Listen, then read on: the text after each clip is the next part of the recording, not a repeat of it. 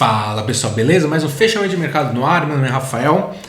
Mercado encerrando com uma queda aí de 1,1% e acumulamos no mês uma queda de 11,5%. Nesse primeiro semestre, fechamos esses primeiros 6 meses com uma queda de 6%. Isso, a gente abriu muito próximo dos 100 mil pontos e agora está fechando próximo dos 98 mil pontos, então não uma queda tão relevante. Em relação aos Estados Unidos, por isso que eu quero dizer isso, que é uma queda tão relevante, porque lá abriu bem próximo das máximas do ano e nesse primeiro semestre o S&P caiu 20,5%, é a maior queda desde 1970. E o Nasdaq caiu 22,4%, é um dos piores desempenhos desde 2008, da crise do subprime. Então, assim, foi uma derrocada dos mercados norte-americanos que, como a gente sempre comenta por aqui, se o mercado norte-americano está subindo e aqui está pior, a gente fica pior. Mas se aqui está melhor e o mercado norte-americano está caindo, a gente vai cair junto. Então, o mercado norte-americano é downside para qualquer tipo de bolsa, de qualquer coisa com renda variável, porque eles... o dinheiro, o mercado norte-americano, o investidor norte-americano é o que move a parte de renda variável ao redor do mundo. Então, são investidores estrangeiros. Se eles não estão com um bom humor, com certeza não vão fazer alocação ainda mais, às vezes no emergente, por exemplo. E o tema inflação hoje foi bem importante, e se a gente for falar assim, vamos resumir o porquê que o S&P caiu tanto nesse primeiro semestre. Inflação. A inflação norte-americana vem subindo, vem a galope, e se a gente observa os indicadores antecedentes, você vê a parte de aluguéis, você vê taxa de financiamento, tudo isso que é um componente bem importante dentro da estrutura de diversos indicadores de inflação, isso só sobe. Apesar da renda norte-americana, poupança norte-americana está alta, por conta da baixa taxa de desemprego, os índices de inflação, os núcleos, os segmentos de inflação, os antecedentes, eles estão bem altos. Isso preocupa bastante. E hoje a gente teve o resultado do PCE, que é o índice de preço de gasto com os consumos, que para ser bem direto, é a inflação que o Fed olha para tomada de decisão de política monetária. Geralmente olha. Por quê? É um núcleo bem, abrange bastante coisa, é bastante segmentado, enfim. Se você ler o relatório do PCE, é uma aula sobre estrutura de inflação. E por isso que ele até demora tanto para sair. Porque hoje saiu o PCE referente ao mês, foi o mês de... Caramba, até esqueci o mês hoje. É o mês de maio, isso, mês de maio. Então, é uma defasagem boa. E acumulou na passagem anual o núcleo, tá? O que é núcleo, Esqueci de falar. O que é núcleo? Núcleo é quando você pega a inflação e você retira itens mais voláteis, por exemplo, combustíveis, que é um item extremamente volátil. Toda essa parte de essas commodities, ele pega e retira isso, para você ter uma visão um pouco mais... com menos ruído, tá? E o núcleo de inflação do PCE acumulou alta de 4,7 na passagem anual de maio, de abril para maio, maior nível desde 1982. E aí foi um resultado ligeiramente abaixo do esperado, 0,1 abaixo do esperado, então foi em linha, praticamente em linha. E o que chamou mais atenção? O que preocupou mais? O núcleo foi alto. Mas se você ir para a inflação cheia, considerando esses itens voláteis, por exemplo, essa parte dos combustíveis, a inflação bateu 6,3%. E o segmento de consumo mostrou uma pressão absurda, que eu estou dizendo por isso que eu falei que é legal você ver, porque tem diversos segmentos, eles colocam serviços, consumo, é de stream, é bem legal. Se você olha a parte de consumo, a inflação de consumo, a gente tô falando, é de maio, tá? Não chegamos nem no meio do ano. Na passagem anual, acumulando 9,6%. Então, a inflação de consumo, a inflação de bens, né? É como se, assim, é o que bate na frente do consumidor. E essa inflação está muito alta. Então, se você observa tudo isso, a inflação de bens, a inflação de serviço, cara, tendência é que essa inflação norte-americana consiga avançando ainda mais, e por isso que preocupou o mercado, e que o Fed não vai parar no 3,25. Com certeza ele vai ter que ir muito mais. E eu não estou dizendo para esse ano. Esse ano está comprometido. Até para o ano que vem. Porque o mercado já está olhando o ano que vem. Porque esse ano é que nem aqui no Brasil. Cara, meta de inflação já foi. Já sabe que já não dá certo. Não vai conseguir atingir. É olhar para o ano que vem. E o ano que vem, o mercado estava falando, não, o Fed vai parar 3, 3,5, 3,25. Pelo que a gente vem observando das questões da inflação, provavelmente não vai parar por aí não. E isso aprofunda mais a queda do mercado, porque isso não está teoricamente na conta, né? O mercado está pelo menos na conta aí 3%, o mais pessimista coloca 3,25%. Parece que vai mais, tá? E aí, Bolsa norte-americana caiu, pressionou o mercado brasileiro, né? A gente sempre falando dos bancos, que é a porta de entrada dos investidores estrangeiros, caindo. E a gente teve um revés importante do minério de ferro. O minério de ferro, na reabertura da Bolsa de Futuros lá da China, da Ilan, caindo 5%, devolvendo não toda a alta da semana, mas uma boa parte dessa alta. E aí você vê CSN fechando com queda de 6%, Usiminas com 4%, Gerdau 3,5%, Vale caindo 3%. Então, Vale caindo, Petro também caindo, não tanto, né? Bem no 0 a 0. Mas Petro, mais Vale e bancos caindo, e Bovespa em queda. Não tem muito o que fazer, né? Então, esse foi o resumo do dia, beleza? Então, vamos dar uma olhada como é que foi esse fechamento? Vamos dar uma olhada aqui, rapidinho. Bom, é o seguinte, né? Ibovespa encerrando o mês aí abaixo dos 100 mil pontos. Como a gente falou, quando perdeu esses 102, 103 mil pontos, a coisa ficou bem estranha, porque os 102, 103 mil pontos foi fundo em novembro, dezembro, foi fundo de maio, né? Então, ficou estranho. Por isso que a gente não foi tomando muitas ações, né? A gente foi bem cirúrgico nas operações e sempre focando em ações mais defensivas, né? Inclusive, por exemplo, Transmissão Paulista fechou a R$23 no nosso preço de entrada, fazendo a função dela, né? Então, o mercado encerrou num ponto muito importante. Pela tendência, qual que é a tendência? A tendência é seguir com o movimento de baixa e atingir 93.400 ou até, né, num cenário bem mais pessimista, 89 com 87 mil pontos. Não é desprezível o mercado voltar para 93.400. Né? Não é nada desprezível voltar para esse patamar, porque afinal de contas nós acabamos de renovar a tendência de baixa de curtíssimo prazo e essa perna de baixa de curto prazo que vem lá desde o ano passado, ela foi confirmada. Então não dá para descartar esse movimento, certo? Isso para curto prazo. Para o curtíssimo prazo, que é um ponto importante a ser observado. No curtíssimo prazo, a gente está com risco retorno para quê? Para compra. Por quê? Você tem o mercado bem descontado e agora a gente tem uma divergência, deixa eu até só para mostrar aqui, uma divergência de alta para o IFR bem importante. Por que eu falo que é bem importante? Porque assim, a gente está num fundo, né, 97 mil pontos, o IFR está com uma divergência de alta. A mesma divergência de alta, aqui, cadê?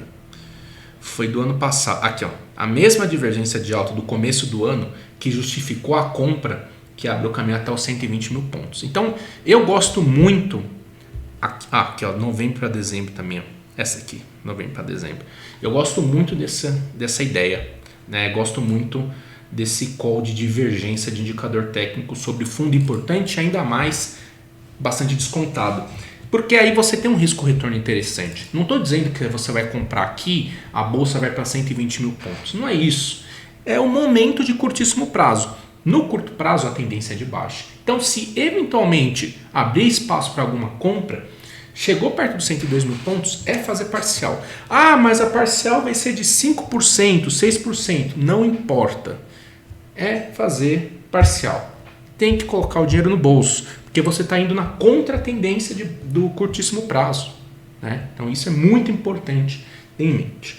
Tendo em vista esse cenário, o que a gente tem, né, de primordial? O próprio Bova11, que tem a mesma estrutura do Bova, né, do Ibovespa, e a gente tem a possibilidade de formar aqui, ó, um fundo duplo, né? Ou se você for, é que os 60 minutos, né, é um fundo duplo. Tá? O que seria uma oportunidade de compra aqui? Uma abertura com gap de alta, rompendo esse 95,70, 95,80. Porque você vai ter um risco-retorno interessante em um ativo que está totalmente relacionado a essa possibilidade de repique de Ibovespa. Ah, mas eu quero me expor a comprar setor de varejo. Cara, não é hora de você ficar querendo olhar o Ibovespa, vendo que pode ter um repique e pegar papéis tão voláteis assim. Isso é quando o mercado está em tendência de alta, faz um pullback e aí você vai lá, compra construção, compra varejo. Afinal de contas, o mercado está em tendência de alta e esses papéis mais voláteis tendem a entregar um resultado melhor. Agora, quando você está nesse cenário, você está na contratendência, você tem que estar com muito cuidado. Né? Muito cuidado mesmo. Tá? Então, o primeiro ponto é o Bova11. Qual que é o segundo ponto? Bancos. E o que eu mais gosto? Né? Pensando na parte de múltiplos, Bradesco, R$17. Né? Nesse múltiplo, o banco está bem barato. Né? A gente falou já, comentou dessa questão que o Bradesco, junto com o Banco do Brasil, tem uma exposição grande agrícola. O resultado de RB da parte de seguro agrícola foi horroroso, mostrando como a quebra de safra pegou muita gente. Mas nesse nível de preço, a R$17, aí eu penso em tomar um risco. Por quê? R$17 vem segurando papel desde 2021. Fez fundo 1, 2, 3, 4, 5, 6, 7, 8 vezes. Né? 8 vezes segurando esse patamar. Então você tem um risco-retorno interessante. Tem sinal de compra? Não tem, não tem sinal de reversão aqui. Temos o IFR descontado? Também temos o IFR descontado. Então, legal deixar no radar. Ah, eu não gosto de Bradesco, gosto de Itaú. Também tem a mesma estrutura. A gente tem a mesma estrutura aqui de reversão. Só que não está tão descontado quanto o Bradesco.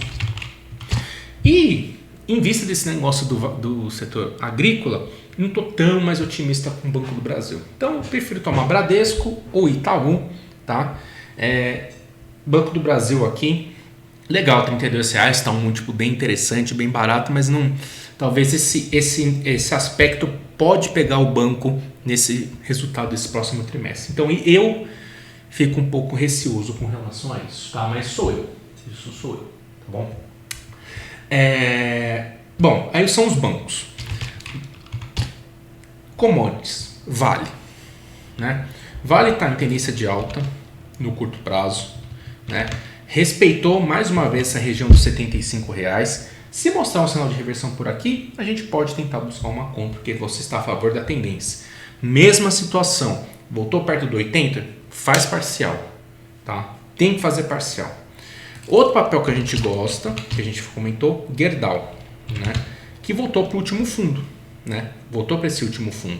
Eu prefiro Vale, mas Gerdau, se for, eu não quero tomar Vale, quero tomar siderúrgica. Toma Gerdau, tá? Agora papéis que eu gosto e que estão um preço interessante e que vale a pena ter em carteira. Equatorial. Hoje foi um dos maiores, não é um dos maiores volumes do ano, mas um belíssimo volume na compra, acima da média, sobre o fundo que a gente vem falando há bastante tempo, esses R$22, deixou um candle de reversão importantíssimo, né? Se voltar, eventualmente voltou para 22,60, 22,50, a gente pode buscar uma compra por aqui, tá? Bem interessante. E se o mercado abrir em alta amanhã, a gente compra no fechamento de hoje, o stop abaixo desse R$ 22, tá? Papel excelente para ter no portfólio nesses níveis, e também, né, como a gente vem falando, uma proteção, imaginando que o Bovespa pode voltar para os níveis, né, continuar esse movimento de queda. E você está comprado numa empresa excelente, num nível de múltiplo maravilhoso, tá bom? Que mais que a gente tem de destaque aqui? Eu não vi, assim, eu não acompanhei nada hoje, eu fiquei fazendo outras coisas aqui, mas eu não vi o que aconteceu na energia. Mas na energia, R$ 15 é um preço bem interessante mesmo. É o nível de compra de 2020, né? 2021, enfim. Depois eu vou dar uma olhada melhor, tá? Aqui, lembra que a gente falou de BTG? Olha como mostrou força compradora por aqui mais uma vez sobre R$ 22. Então, também a gente pode deixar no radar. Eu prefiro os bancos mais tradicionais, tá? Vamos para os bancos mais tradicionais. VEG fez uma onda 1, teoricamente fez uma onda 2 sobre a média móvel de 21. Se superar essa máxima, a gente pode tentar buscar uma... O problema é que está muito próximo da média móvel de 72, né? Aqui é o meio do caminho que eu não gosto, mas se o papel respeitar a média móvel de 21 por aqui, não tem muito o que fazer, tá? BRF, só esperar formar uma onda 2 a gente pode buscar essa compra na contratendência, tá bom? E Suzano fechou positivo. Se fechar a semana com esse candle de reversão aqui, né, confirmando esse candle de reversão, a gente pode tentar fazer uma alocação semana que vem. Vamos pensar. Né? Eu já vim falando para vocês, não estou tão otimista com o setor. Tá tendo aumentos de preços de celulose, tal, mas a empresa não está conseguindo repassar. Isso me deixa um pouco preocupado e menos ansioso em comprar o papel nesses níveis, tá? Tupi, a gente fez a parcial lá. Se voltar para R$ 21 a gente compra mais uma vez. E Vivara, vamos ver. Se reagir bem amanhã, sei lá, entrar um volume absurdo aqui, a gente pode fazer alguma coisinha, tá bom? Destaque positivo hoje, Fleury, né? Juntou os trapos com a Hermes Pardini, né? E é uma empresa que a gente comentou aqui, gosto muito, né? Nesses níveis tem um preço bem interessante. E agora, com esse candle de reversão, né? Com esse candle positivo, você tem uma justificativa muito boa para colocar esse papel no seu radar de compra, tá? Então a gente oficialmente ele entra dentro do radar de compra por conta desse candle de reversão que foi formado com um volume muito absurdo. Eu preciso ler mais sobre a transação, né? Entender um pouquinho mais sobre tudo o que aconteceu, mas sem dúvida nenhuma a esse preço Fleury é bem atrativo mesmo, tá bom? O que mais que teve destaque hoje? Vivit, né? Mostrou uma força compradora grande aqui, sobre a média móvel de 72 do semanal. Interessante, bem interessante aqui. Gosto muito dessa posição desse papel, tá? O que mais foi destaque positivo? Destaque negativo. Light. Lembra que a gente falou quando perdeu esse 8,40 aqui? Que azedou? E de fato, né? De fato azedou. Bom, aí Magazine Via Varejo segue o movimento de baixo. Olha como é bom estopar, né? A gente fez aqui, essa entradinha aqui, ó. Estopou com prejuízo de 4%. Aí segura o stop, estaria perdendo 39%. No estopa. Cara, contra a tendência, você tem que estopar. O primeiro stop é sempre mais barato.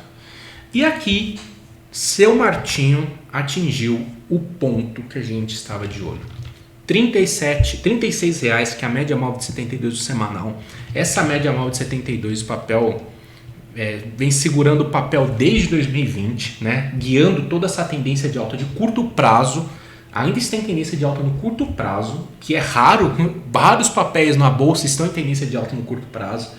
Então, vamos ver, entender um pouquinho mais sobre esse movimento, o que está acontecendo com a empresa, mas nesses níveis aqui, pelo menos graficamente, chama a atenção.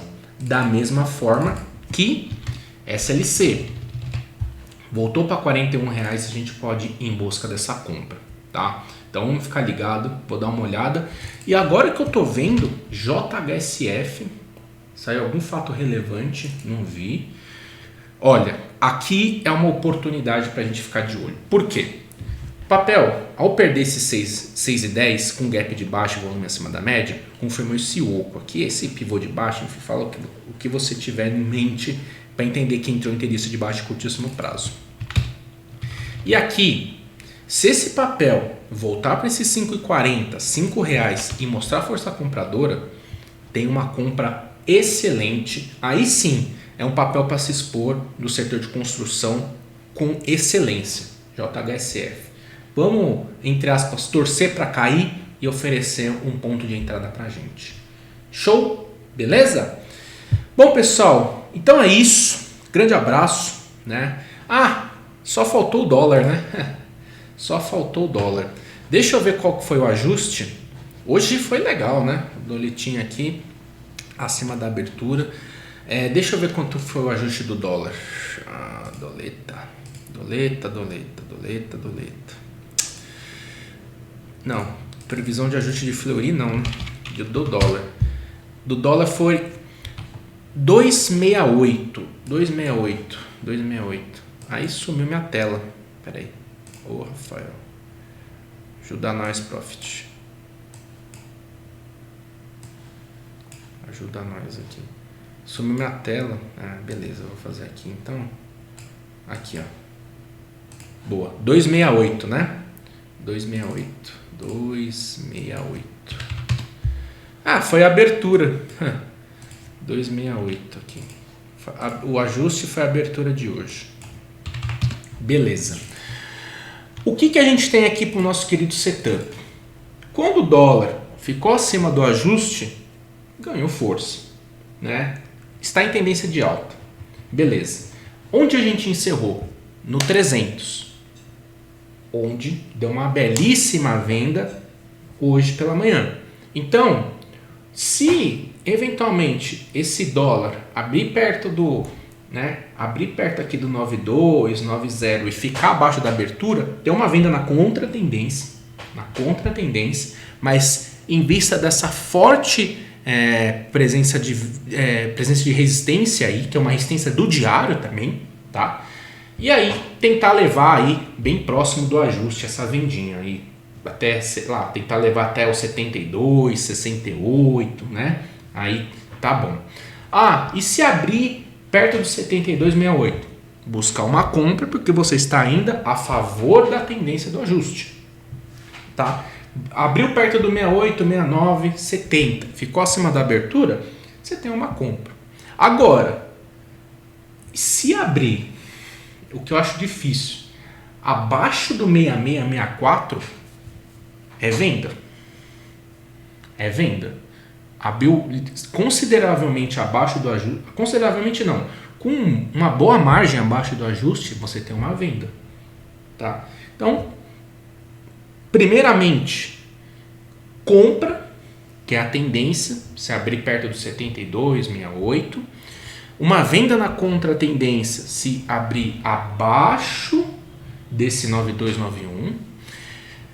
E se abrir rompendo 300, né? Abrir 307, 312. Deixa subir e compra no pullback. Aí vai ter que comprar no pullback. Por que não compraria no 313, 314? Onde está o MACD?